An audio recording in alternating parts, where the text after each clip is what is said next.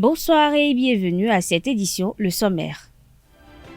La brigade économique et financière a effectué 2 nouvelles interpellations ce jeudi 8 juillet 2021. C'est dans le cadre de détournement de deniers publics à l'ANAT. Plus de précisions dans cette édition.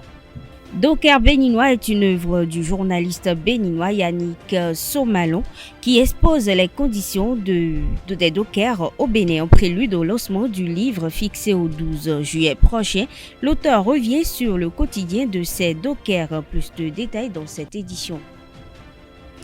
La finale de la Coupe de la Confédération se joue ce samedi 10 juillet au stade de l'Amitié Général Mathieu Kérékou de Cotonou. Ce match opposera la jeunesse sportive de Kabylie d'Algérie et le Raja Athletic Club du Maroc.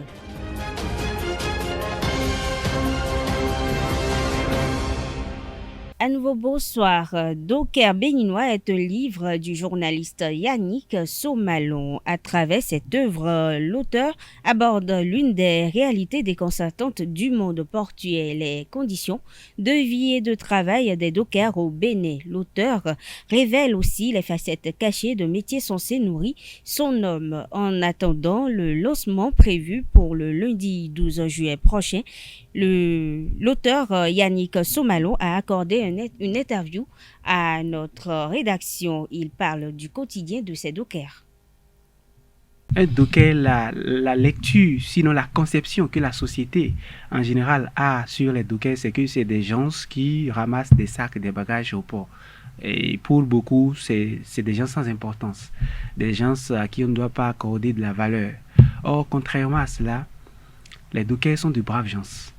Des gens qui affrontent le vent marin. Vous savez ce que c'est que le vent marin? Lorsque vous passez une nuit à quai dans le port et que vous vivez la ferveur du vent marin et les vagues, quand vous êtes dans un navire et que le navire bouge au gré des vagues marines et que vous êtes à l'intérieur de ce navire en train de sortir les bagages, vous imaginez ce que ça fait? Mais les dockers affrontent ça. C'est des gens qui sont prêts à tout faire dans l'enceinte portuaire. Le gardiennage, et des gens qui sont prêts à conduire les grandes grues, c'est-à-dire les grues de quai qu'on appelle communément, et chez nous on les appelle les troïstes, parce que quand vous rentrez encore dans la catégorie des dockers, il y a plusieurs sous-catégories.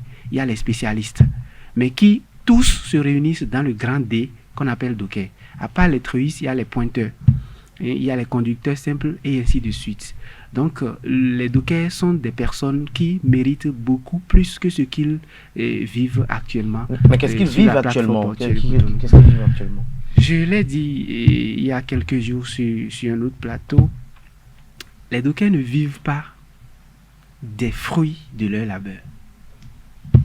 Ça, il faut le reconnaître. Ils ne sont pas rémunérés?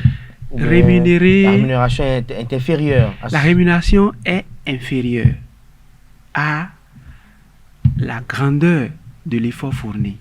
Ça là, il faut le reconnaître. La rémunération, elle n'est pas équitable. Ça varie d'abord d'un navire à un autre. Ça varie d'une marchandise à un autre et d'un poste à un autre. Et donc, ce qui m'a beaucoup encore inspiré pour écrire ce livre, ce sont les cas d'accidentés. Vous savez que les dockers meurent de façon banale au port de Cotonou, dans les navires, sur les quais. Mais là où ça se produit, c'est là que ça s'arrête.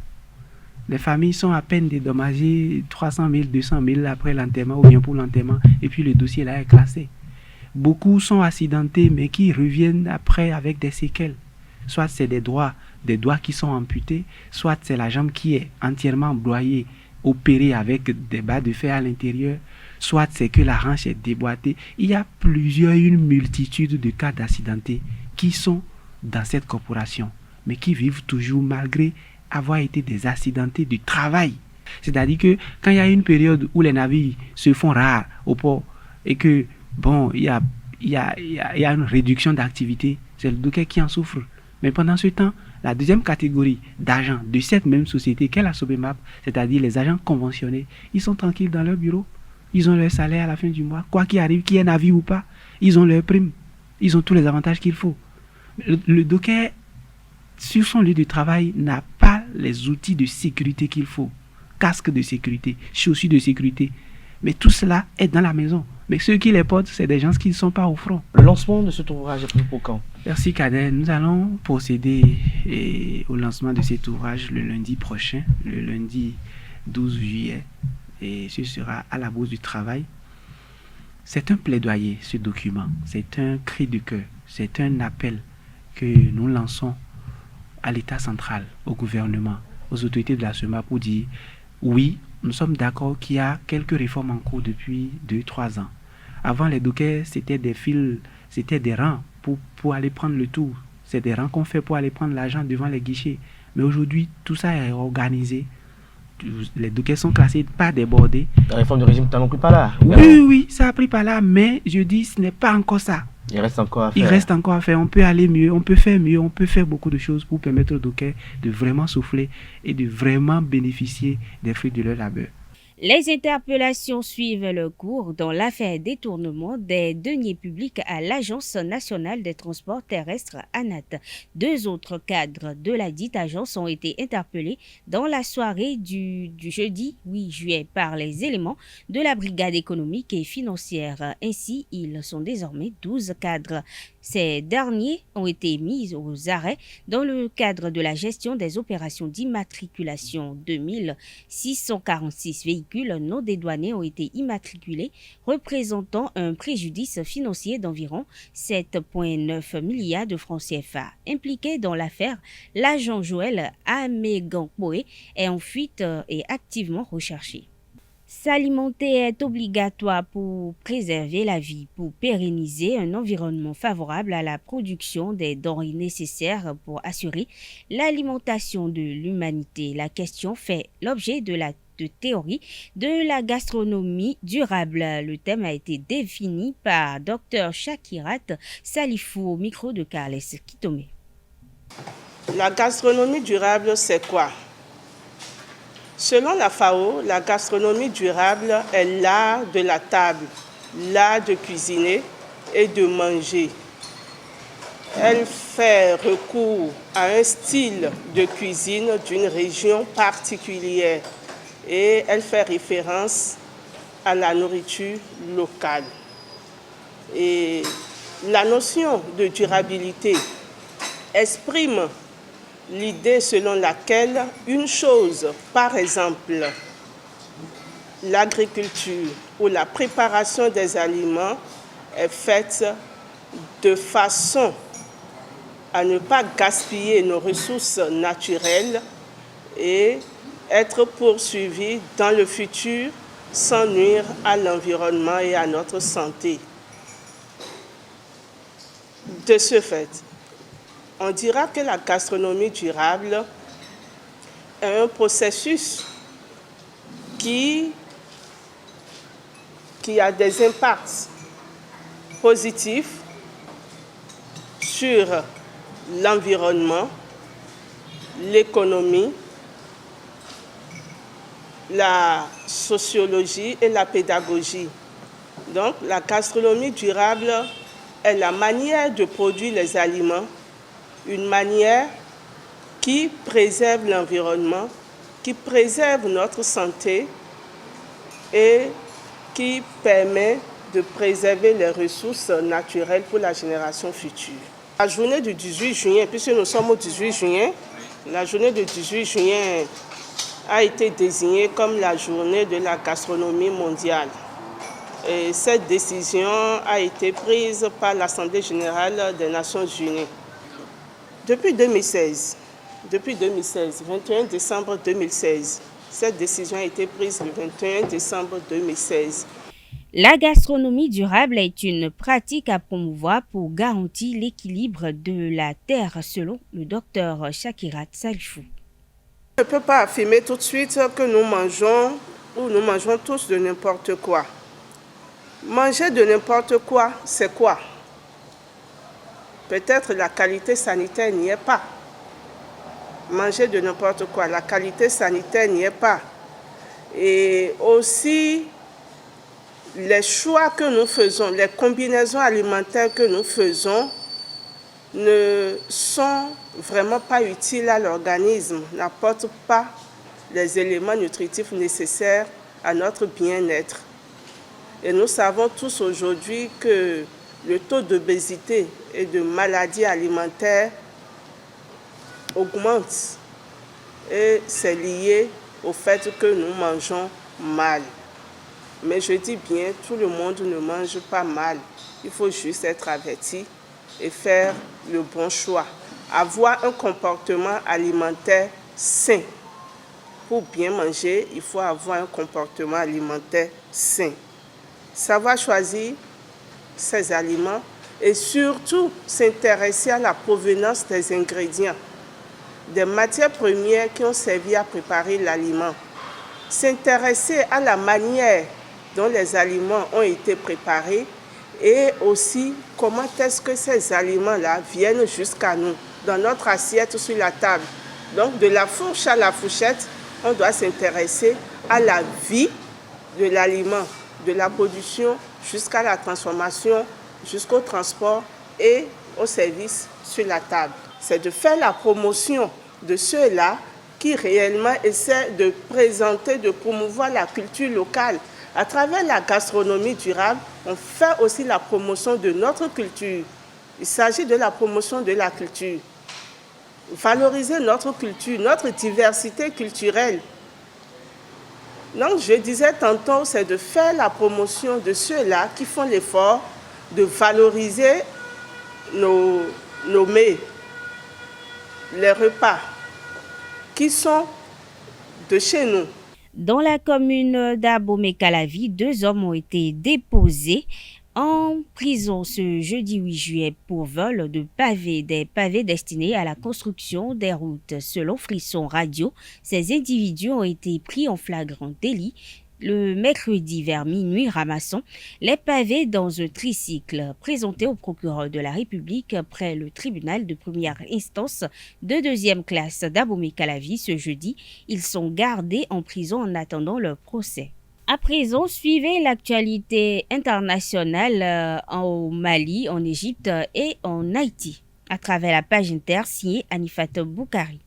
L'ONU a poussé l'Égypte, l'Éthiopie et le Soudan à reprendre les négociations autour du grand barrage de la Renaissance sur le Nil sous l'égide de l'Union africaine jeudi 8 juillet dernier. L'Égypte aurait pourtant voulu que le Conseil de sécurité de l'ONU se saisisse du dossier, mais à l'unanimité, les 15 membres les ont invités à se repencher sur des concessions pour régler la situation au plus vite. La directrice du programme des Nations Unies pour l'environnement a assuré qu'un accord sur le barrage de la Renaissance pouvait être atteint. Tour à tour, les 15 membres du Conseil de sécurité ont abordé dans ce sens, allant même jusqu'à proposer une aide logistique d'organisation de pourparlers, une proposition russe ou de partage d'expérience, une proposition mexicaine. C'était la première rencontre jeudi à Bamako entre le Premier ministre malien Choguel Maïga et l'ensemble de la classe politique malienne. Le principal sujet des discussions a été les conditions d'organisation d'élections crédibles l'an prochain, en principe à la présidentielle et les législatives fin février 2022. Le Premier ministre annonce la mise en place d'un organe unique pour l'organisation des scrutins. En prenant la parole, le Premier ministre Choguel Maïga, entouré d'experts, a annoncé sa préférence, la création d'un organe unique pour l'organisation des futures élections au Mali. Le débat sur la création ou non d'une structure unique pour l'organisation des futures élections maliennes n'est probablement pas terminé. Et pour finir en Haïti, la police a annoncé jeudi soir qu'un commando de 28 assaillants était responsable de l'assassinat du président Jovenel Moïse. Parmi eux, 26 Colombiens et 2 Américains originaires d'Haïti. 8 d'entre eux sont toujours en fuite, a déclaré jeudi soir la police du pays. Il s'agissait d'un commando de 28 assaillants, dont 26 Colombiens, qui ont mené l'opération pour assassiner le président, a indiqué Léon Charles, directeur général de la police haïtienne, lors d'une conférence de presse, précisant que les 2 Américains et 15 Colombiens avaient été arrêtés, 3 Colombiens tués et 8 autres était toujours en fuite. Jusqu'alors, la police avait déclaré avoir tué 4 mercenaires. Les armes et les matériels utilisés par les assaillants ont été récupérés, a ajouté Léon Charles, affichant sa détermination à retrouver les 8 derniers assaillants. En sport, les Marocains de Raja de Casablanca et les Algériens de la jeunesse sportive de Kabylie s'affrontent demain 10 juillet en finale de la Coupe de Confédération au stade Mathieu Kérékou de Cotonou. À la veille de la rencontre, les deux équipes ont affiché leurs ambitions en conférence d'avant-match. L'entraîneur des Rajoui, Lassad Chabi, et son capitaine Amir El Adoui pensent jouer leur va-tout pour soulever la coupe. Suivez-les au micro de Lariosa Diagbeno. C'est un match final, tu sais, on a préparé notre match, on est là pour gagner, mais on sait bien que le match final, c'est 50-50, et on va faire tout pour gagner notre match. On a beaucoup de confiance, c'est de Raja, c'est un grand club en Afrique, et on est sûr qu'on va faire un grand match demain. Tu sais, le Raja, ils ont gagné beaucoup des matchs. Ils ont gagné 2-3 fois le Champions League, ils ont gagné 2-3 fois le CAF. Donc les joueurs, ils ont beaucoup d'expérience. Mais demain, c'est un match derby et on va essayer tout de gagner notre match.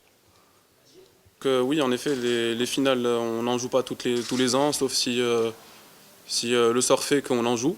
Donc un joueur, dans une carrière de joueur, il faut donner tout. La carrière, elle n'est pas infinie, celle d'un joueur, et les finales, il y en a peu. Donc il faut tout donner sur le terrain et remporter cette coupe. Les finales, les trophées remportés dans la carrière d'un joueur, c'est tout ce qui reste après. Donc plus il y a de finales, plus il y a d'histoire, plus il y a de palmarès. L'état physique, quand on joue des finales, c'est pas vraiment un problème parce que les joueurs sont très concentrés, ils veulent donner le maximum. Tout a été fait pour qu'on soit prêt le jour J. Et une finale, ça se joue qu'une fois, c'est un match unique. On va tout mettre sur le terrain pour gagner et on espère revenir avec la coupe à la maison. Dans le camp adverse, Denis Lavagne, entraîneur de la jeunesse sportive de Kabylie, et Haroun Rezki se disent prêts pour opposer une belle résistance au Raja. Suivez-les. Si on n'était pas venu là pour gagner, on ne serait pas venu. Donc si on est là, c'est que oui, on est très motivé pour essayer de remporter la finale. Après, on verra si on en est capable. Mais il est certain qu'on ne vient pas là pour du tourisme, on vient là pour gagner. Ça me paraît une évidence. Vous savez, je ne serai pas sur le terrain. Hein. C'est les joueurs qui seront sur le terrain. Donc c'est eux qui doivent exprimer leur qualité. Moi, je serai là. Voilà, c'est les joueurs qui sont sur le terrain. C'est pas l'entraîneur. Hein. Après, pour vous répondre... je pense qu'au mois de janvier, quand je suis arrivé, il n'y a pas beaucoup de monde, même les plus fervents supporters de la JSK, qui pensaient que cet effectif arriverait à la finale de la Coupe de la Confédération, à la finale de la Coupe de la Ligue, à faire la saison qu'on a fait. Donc voilà, donc après, je pense que les joueurs, ils sont là, ils sont sur une bonne dynamique, ils sont prêts à jouer, bon, et ils vont faire le maximum pour remporter ce match. Tous les joueurs sont aptes, ils sont prêts, donc là-dessus il n'y a pas de problème. Ensuite, techniquement, non, on n'est pas supérieur à cette équipe. Ils ne sont pas supérieurs à nous. Je pense que c'est deux équipes qui ont un très bon niveau de football. Ça se jouera sur pas grand-chose, sur des détails. Et c'est là-dessus qu'il faudra être attentif et il faudra faire en sorte que ces détails ils tournent en notre faveur. Après, nous, on a un gros collectif. On n'a peut-être pas de joueurs phares, mais on a un gros collectif. Et il faudra que ce collectif prenne le pas sur peut-être les joueurs un peu plus talentueux ou sur les forces individuelles de l'adversaire. Pour la première question, c'est vrai que cette année, notre saison elle est plutôt réussie, mais je pense qu'on n'est pas encore satisfait parce que comme le coach l'a déjà dit, on n'a rien gagné encore. Il reste une grande bataille qui sera demain à livrer. Inch'Allah, on sera sacré champion. Et pour votre deuxième question, c'est vrai que les joueurs du Raja, ils ont beaucoup plus d'expérience que nous. Nous, on est plutôt une équipe jeune. Et je pense que pendant 90 minutes, demain, ça ne va pas se voir parce que nous, notre force, ça se voit dans le groupe. Ça a toujours été le groupe, notre force, depuis le début. Et ça restera et on est optimiste pour demain. L'état d'esprit d'un joueur qui va disputer une finale, elle est claire et nette et précise. Et quand on va jouer une finale de Coupe de la CAF, on ne va pas penser au championnat ou penser à autre chose. On sera focus sur le match, sur la finale de la Coupe de la CAF. Et je pense qu'on est prêt, on a énormément travaillé et j'espère qu'on sera sacré. Mesdames et messieurs, c'est tout pour cette édition. Merci de l'avoir suivi. Agréable week-end à toutes et à tous.